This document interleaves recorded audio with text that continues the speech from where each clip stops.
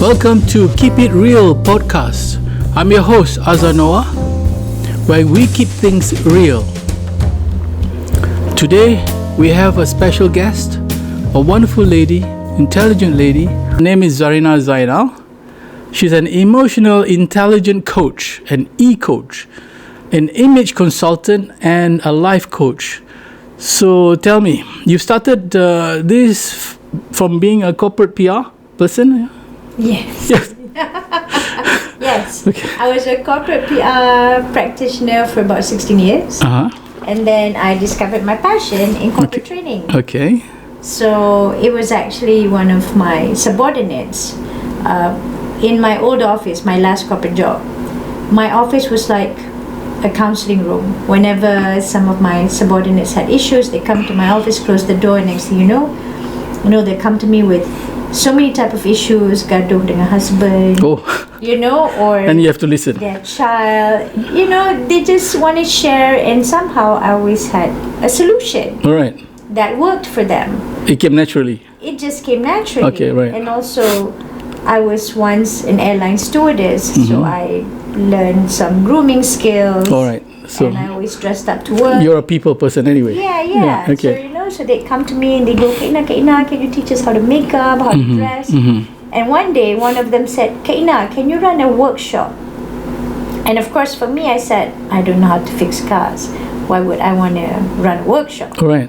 And they go, no. And that was my first exposure to a workshop. Okay. They told me to create my slides, buy the makeup products, buy the skincare products, teach them everything I know about grooming and etiquette, and that tell them how much it's going to cost, and they're going to pay me money. And I'm But like, were you wow. trained for this or? No, initially I was doing it for them. Okay. I Right. did it for my subordinates. All because, right. Just helping out. Yes, because they wanted to learn, and I was excited to share. So we did it on a Saturday and Sunday, a weekend when we were not working, and when they came back to work on Monday, boom, it was amazing. Oh, really? Transformation. Okay. And I noticed how knowledge that I took for granted actually empowered them. It Okay. made them confident.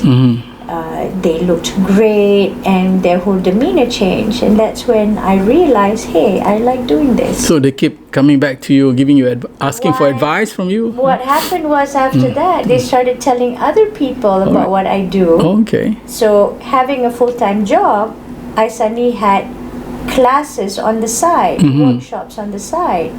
And after Extra over income, a year, huh? Yep, it was extra income. Okay. And after a year, the requests got more and more, and it was all through word of mouth. And Wow. that's been going on for 18 years now. Yeah. It's Yep. well, it comes naturally, which is the best thing. I'm living my passion. Well, I went to a training recently, and quite an interesting a training course about creating awareness and empowerment. And I was quite amazed how what I learned from that course was quite enlightening for me.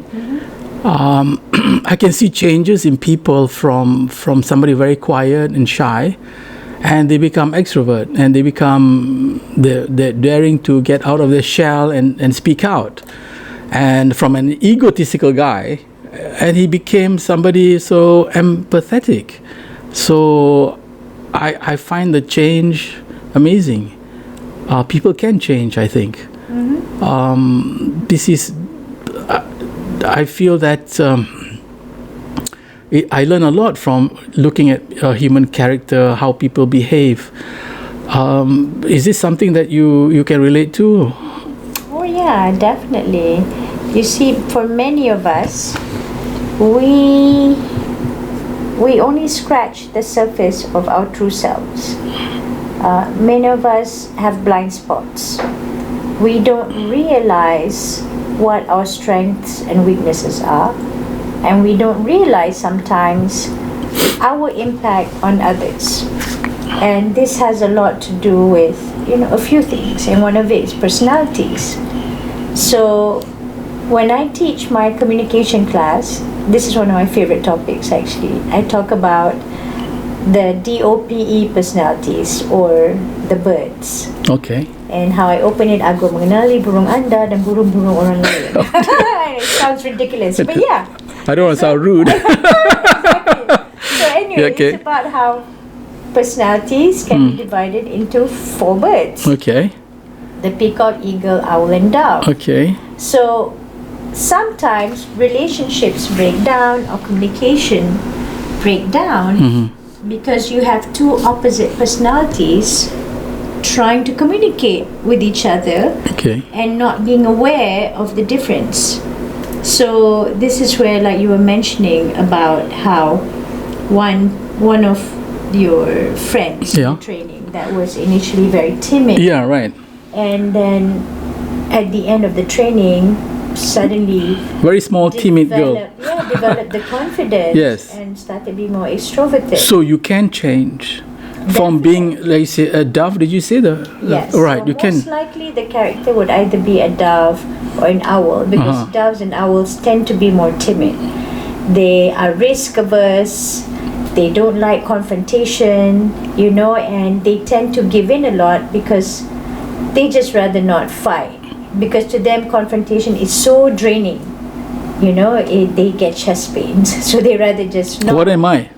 You know me well, enough, I yes, think. I know because you I had a lot of feedbacks from people in the course. Hey, Azhar, you are very righteous and like to tell people what to do. I'm a businessman, So I feel that being in business, we like things done. So there's no sugarcoating. I tell them, do this, do that, do this. I get engrossed in my way of getting things done fast. So I think it gets into my way of life.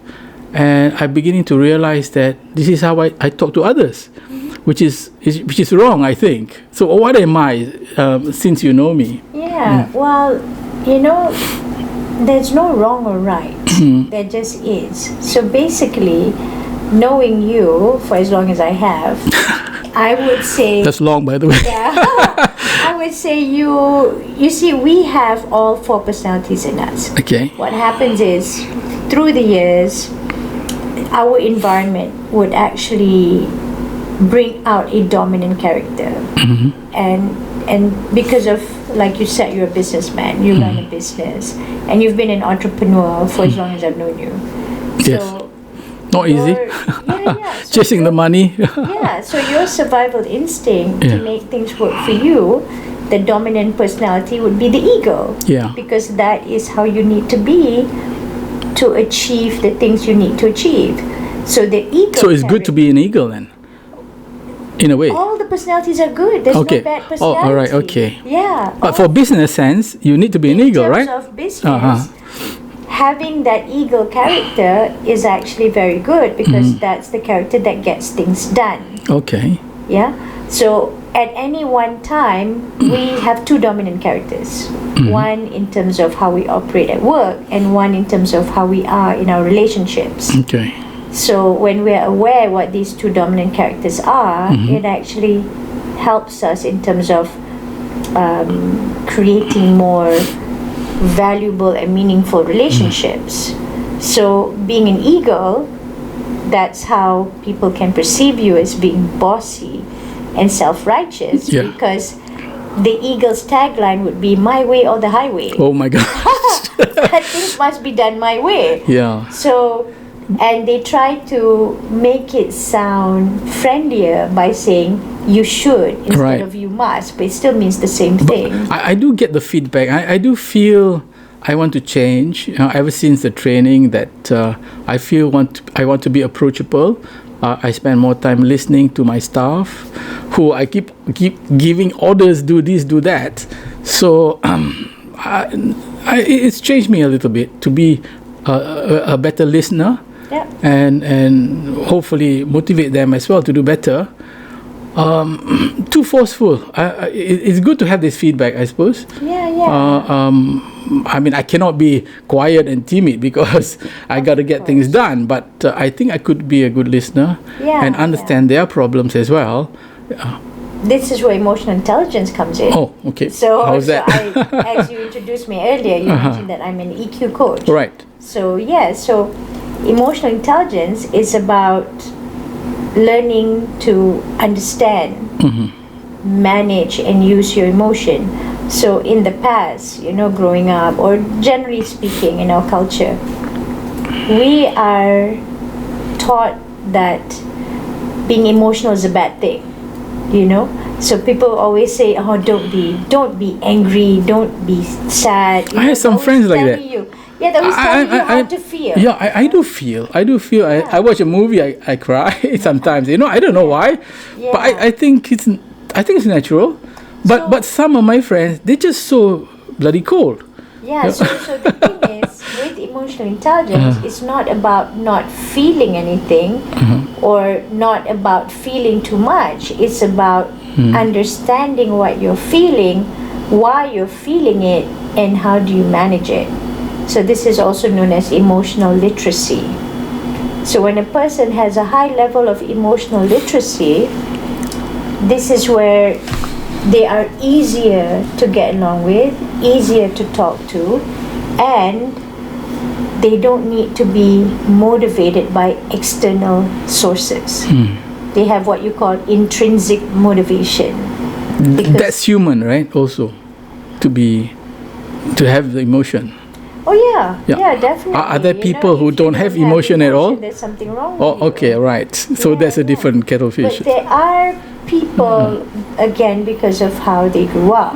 At the end of the day, we are products of our environment and of our upbringing. So some people who grew up in a more military-like home. Okay.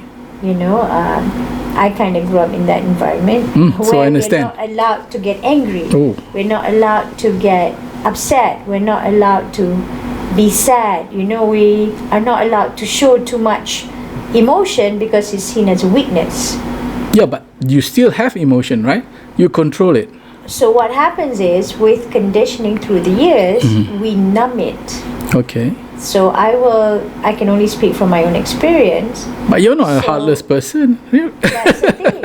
That's how I ended up becoming an emotional intelligence okay, coach. all right. As I was growing up, I realized that I actually lacked empathy because the environment I grew up in, me and my siblings, we were pushed really hard that, so we had this mentality where if I can do it, why can't you? Right. So we had no empathy for weakness. And for us, when people can't do that's a sign of weakness. No, we don't have empathy for weakness. So let's say if I can score 100% in that exam, so if somebody else can't score that, I don't feel sorry for you. I'm saying, like, what's wrong with you? Are you stupid? We don't have empathy. All right.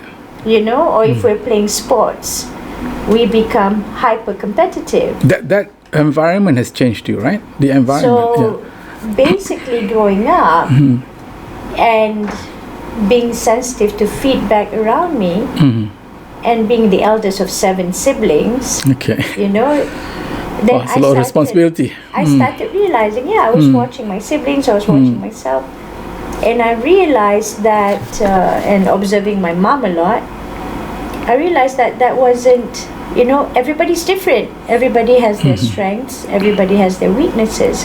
So this is where... Has it made your relationship, you feel cold with your relationship? Yes, in the past, I think, I've got many, I would say, very strong relationships, friendships that go back 20, 30 years, decades, that have been in my life. What I do realize is that before I used to have very high expectations that I imposed on others, and I think learning emotional intelligence, so I went through this journey to actually learn more about myself. So I got certified in NLP, I got certified in emotional intelligence to basically understand how I operate. And that's when it helped me understand other people as well. So that's where I realized that, there's no wrong or right, and to learn to understand differences in people in terms of personalities, in terms of how they operate, is the key to actually creating really nurturing and wonderful relationships. So behavior, this is a subject by itself, right? I mean, you're telling me that we all have different characters. Yes. So tell me about my character. Yes, so you, from knowing you, I would say we all have all the four. For Right. your information. Nothing bad, I hope. Yeah. So, when you're in your mother's womb, All right. 70% of your personality has already been predetermined by your DNA. Okay. 70? 70%. Okay, right. Roughly. So that is what we call nature. All right. But after you're born, your upbringing, how you are in your family, your environment, your friends, all this nurtures the other 30%. Okay. So we have all four, but two dominant ones will come out in order to make you adaptable. So that's the power, or that is... But is from the environment, or is it inborn as well? Together? We have all four inborn. All right, okay. So the environment brings out the dominant one. Okay. So we don't stay the same throughout our life. If you notice how you are when you are in your primary years is different compared to how you are when you enter secondary school, compared to how you are when you're in university. We evolve. Yeah, so we are the most adaptable of God's creatures. That's how we proliferate. Okay. Yeah, and we survive. So based on all your experiences in the past and running your business, your dominant characters, from my observation, Many have said that. would But be- I don't feel myself telling people what to do, really. Yeah, well, it is. Your eagle and your owl characters are quite strong. You have a tendency to boss people around without. But I don't even feel it. noticing. Because Maybe it's a blind I don't see. spot. I don't see myself from the outside. I don't see it. I just feel that I want to get things done. That's what we that is call a bossy. blind spot. Oh, okay, right. Yeah. Yeah. So you do want to get things done. Pretty sure you are a combination of two personalities, being Oh. an eagle and an owl. Oh, I don't have schizophrenia, do I? You don't, but Okay, right. being eagle and owl, that is most likely why you got the feedback you got during your Okay. recent class. Oh, I see. Because these two personalities are very task oriented. They're about getting things done. So in terms of sensitivity to people, not so much there lah. Okay. Yeah, right. because you're all about, Not that I don't achieving care, right? targets. Not that you don't care. It's Yeah. just your priorities are different. All right, fine. So for you, getting the task done first is the priority, and then you deal with the emotions later. So for the other two personalities, they're all about relationships. The peacock Right. and the dove, for instance. But we're going to focus on your personality. All right. being That one in the next owl. episode we talk about it. Exactly. Yeah. All right. So the eagle, for instance, they are known to be more aggressive, and their tagline is the Frank Sinatra song, "My Way." Okay. How did you know it's my favorite song? My Way. Yeah, I think it's every eagle's favorite song. Yeah. Well. Yeah. True. Yeah, so Every politician. yeah, kinda. Yeah, Because for the eagle personality, they are confident. They know what they want. They're very focused. Okay. And then in terms of time management, they're also conscious about time and getting things You done. have to be, because you're doing business. I have to be like that. Yeah, so as I mentioned earlier, that dominant personality came out Yeah. to suit your need. Okay. So let's say you decide to retire and sell off your business. Okay. You will notice that the eagle will Fly away. will change Oh, okay. and a different I want to personality retire. will I've had dominate. enough. Yeah. Too much So work. notice it. Yeah, How many exactly. years I've been, working so hard. It's time for me to retire. Yep. So will it disappear, or will I change?